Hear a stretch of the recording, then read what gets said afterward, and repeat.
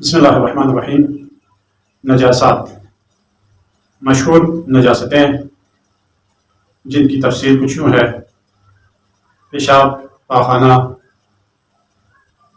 انسان اور ہر اس حیوان کا جس کا گوشت کھانا حرام ہو اور جو خون جہندہ رکھتا ہو، اور پرندہ نہ ہو اگرچہ حرام گوشت خون جہندہ رکھنے والے پرندہ کے بول اور بزاز یا براز سے بھی اجتناب کرنا بہتر ہے، خاص کر چمگادڑ کے بول اور براز سے۔ اس میں مثال یہ ہے کہ خون جہندہ رکھنے والے جانور جو حرام گوشت ہیں، جیسے شیر ہے، بھیڑیا ہے، اس قسم کے جانور، وحشی جو جانور ہیں، یہ ان کا خون کیا نام ہے، پیشابی اور پاخانہ بھی وہ کیا ہے، نجس۔ لیکن خون جہندہ نہ رکھنے والے جانور جو حرام گوشت ہے لیکن خون جہندہ نہیں رکھتا، جیسے سانپ ہے، چھپکلی ہے، ان کا پیشاب پاخانہ کیا ہے، یہ نجس نہیں ہے۔ ہر خون جہندہ رکھنے والے حیوانات، خواہ وہ حلال گوشت ہو جیسے بیڑ، بکرے یا بیل وغیرہ، یا حرام گوشت ہو جیسے سور ہے یا جیسے شیر ہے اور بھیڑیے ہیں، ان کے منی بھی نجس ہے۔ انسان کا خون اور ہر اس حیوان کا جو خون جہندہ رکھتا ہے اس کا بھی خون نجس ہے۔ کتا اور سور، لیکن جو دریائی کتا اور دریائی سور ہے وہ پاک ہے، اور جو یعنی زمین پر چلنے والے جو کتے جو آپ کو ہمیں نظر آتا ہے یہ نجس ہے۔ کافر کی وہ قسمیں، تمام قسمیں اور ان کے اجزاء اگرچہ ان میں روح حلول نہ کیے ہوئے ہو تو ہر چیز جو ہے ان کے نجس ہے کافر کے۔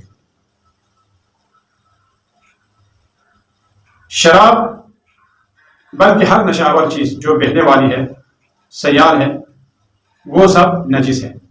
اور آب انگور جس کو جوش آ جائے اور اس کا 2/3 حصہ نہ جلا ہو تو اگر اس میں نشہ نہ ہو تو وہ نجس نہیں ہے، اگرچہ بنا پر اخوا اس کا پینا حرام ہے۔ اور کشمش و خرما جوش کھانے سے نہ نجس ہوتے ہیں نہ حرام۔ فقا یعنی شراب جو کہ شراب یہ بھی نجس ہے، اور نجاست کھانے والے اونٹ کا پسینہ یہ بھی نجاستوں میں شامل ہے۔ یہ کیسے؟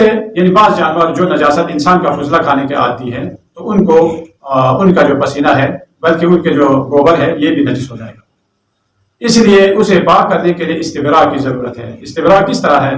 یعنی ان کو اتنے دن آپ اس نجاست کھانے سے روکا جائے، گھروں میں بند رکھے اور ان کو پاک کیا نام ہے گھاس پھول اور غذا کھلائے، اور یہ کہہ سکے کہ اب یہ نجاست خوار نہیں ہے، تو اس صورت میں ان کا فضلہ پاک ہو جاتا ہے۔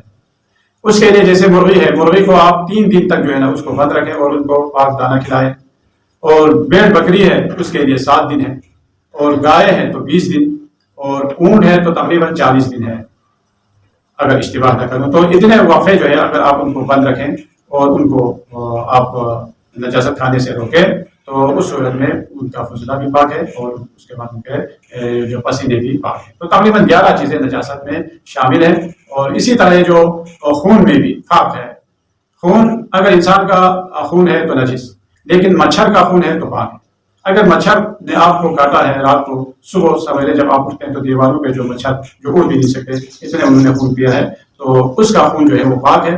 لیکن اگر خون پیتے ہوئے اگر آپ نے اس مچھر کو آپ نے وہیں پر اس کو مارا ہے اور وہ خون نکلا ہے تو وہ خون نجس ہو جائے گا، کیونکہ وہ خون ابھی آپ کا خون کہلائے گا، مچھر کا خون نہیں کہلا سکتا۔ یہ نجاست یعنی 12 نجس چیزیں ہیں۔ اب ان میں بہت ساری چیزیں ہیں کہ تفصیلی باتیں، لیکن ہم یہاں پر مختصر طور پر بیان کرنا چاہتے ہیں۔ انشاءاللہ ان کی تفصیلات کے لیے مشتری نظام کے توضیح مسائل کی طرف آپ اور ہم رجوع کر سکتے ہیں۔ اب نجاست ثابت ہونے کے طریقے،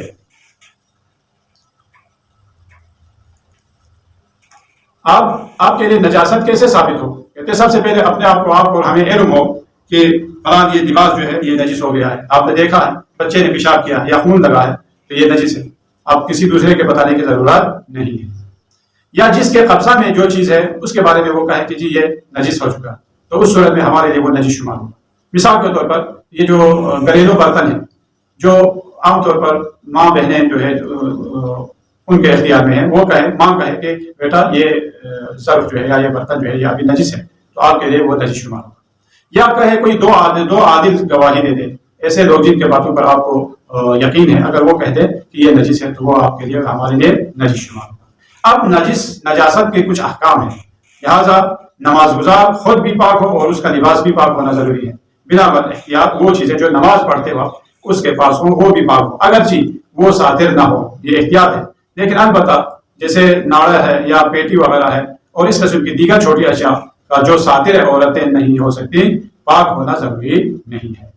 اسی طرح زخم کا خون بھی معاف ہے جب تک کہ بہتا رہے اور شفا حاصل ہو، تو اس خون کا ایک مقدار تک، جیسے ایک انگوٹھے کے برابر اگر آپ کے بدن پر خون لگا ہے آپ کے زخم کا، تو اسی میں نماز ہم پڑھ سکتے ہیں، یا بہت مختلف یعنی چھوٹے چھوٹے قطرے لگے ہیں، اب ان سب قطروں کو اگر جمع کیا جائے تو ایک انگوٹھے کے برابر اگر ہو جائے تو اس میں نماز نہیں ہو سکتی، لیکن اگر اس سے کم میں ہو جائے تو اس صورت میں اس میں بھی نماز صحیح ہے۔ لیکن بعض خون جن کا ایک ذرہ برابر بھی اگر آپ کے بدن پر، ہمارے بدن پر اگر ہو تو اس صورت میں، یا لباس پر ہو تو اس صورت میں نماز صحیح نہیں ہے، جیسے ماں بہنوں کے لیے خون حیض ہو، خون نفاس ہو یا خون استحاضہ، ان خون میں سے اگر ایک ذرہ بھی آپ کے لباس پر ہو یا آپ کے بدن پر ہو تو آپ کی نماز باطل ہے۔ اسی طرح کتے کا خون ہے، خنزیر کا خون ہے، وہ ایک ذرہ برابر بھی اگر بدن پر ہو یا لباس پر ہو تو اس میں نماز ہماری صحیح نہیں ہے اور نماز باطل ہے۔ یہ خون کے